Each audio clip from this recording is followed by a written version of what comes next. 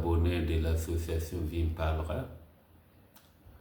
L'autre fois, vous vous rappelez, on a parlé de la connaissance de soi et il a été promis ces jours-là que nous allons partir maintenant dans sa dimension pour essayer de comprendre qui est l'être humain. Aujourd'hui, nous allons parler du corps physique, de la dimension physique de notre être.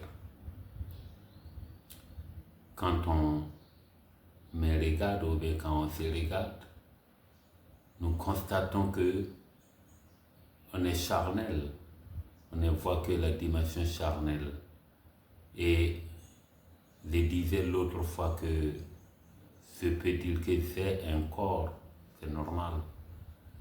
Ça veut dire que c'est pas tout le moi, tout ce que je suis, que je décris, que je parle seulement de la dimension visible de l'être humain.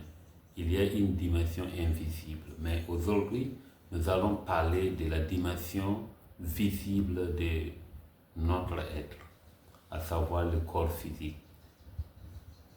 Qui est-il, ce corps? Ce corps, comme nous le voyons, nous avons souvent même à l'idée qu'on n'est pas très différent des animaux, qu'on est confondu à ce que nous voyons autour de nous, parce que nous sommes effectivement de la nature. On est né dans la nature et on est appelé à disparaître dans la nature. Et telle est la fonction de la dimension physique de l'homme. Mais nous nous occupons bien de cet être, quand bien même il est appelé à partir. Quel est son rôle? Le rôle du corps, de la dimension physique, c'est je dirais, c'est l'outil de l'être humain. C'est l'élément qu'on utilise pour transformer tout autour de nous, pour procréer. Mais le corps ne peut pas par lui-même seulement. Il doit collaborer avec la dimension spirituelle. Et cette dimension spirituelle est de deux genres. On peut parler de l'intelligence, on peut parler de la dimension morale. Mais il y a aussi une autre dimension qui est spirituelle. Il y a des éléments, je dirais, que nous ne rencontrons pas physiquement, mais qui sont des réalités.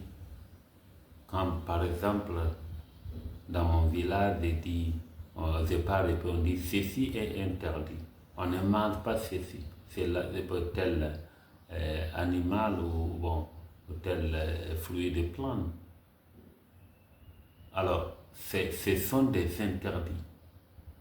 De même que dans une nation, il y a des lois sur lesquelles on punit les fautifs.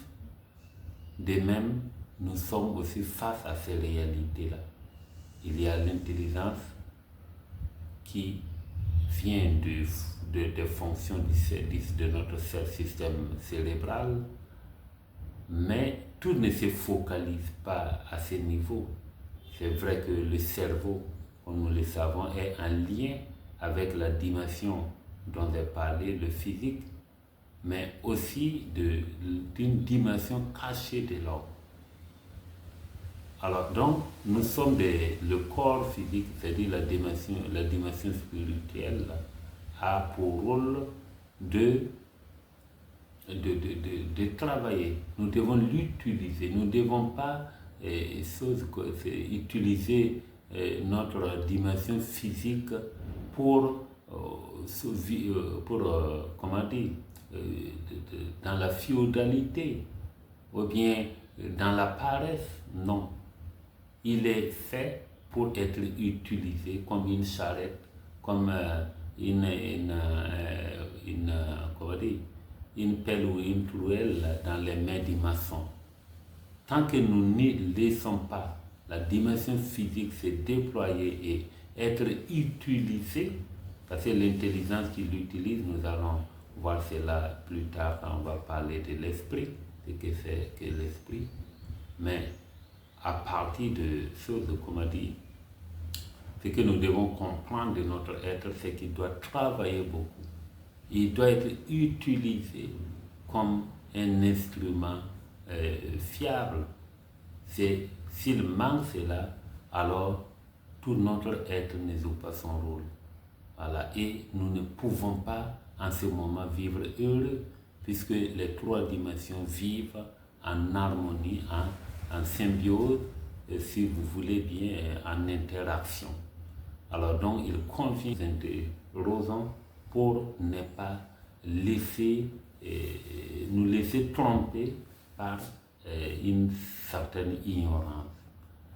Nous nous verrons encore très prochainement pour aborder une autre partie de notre leçon, de notre thématique. Bonne journée à vous tous.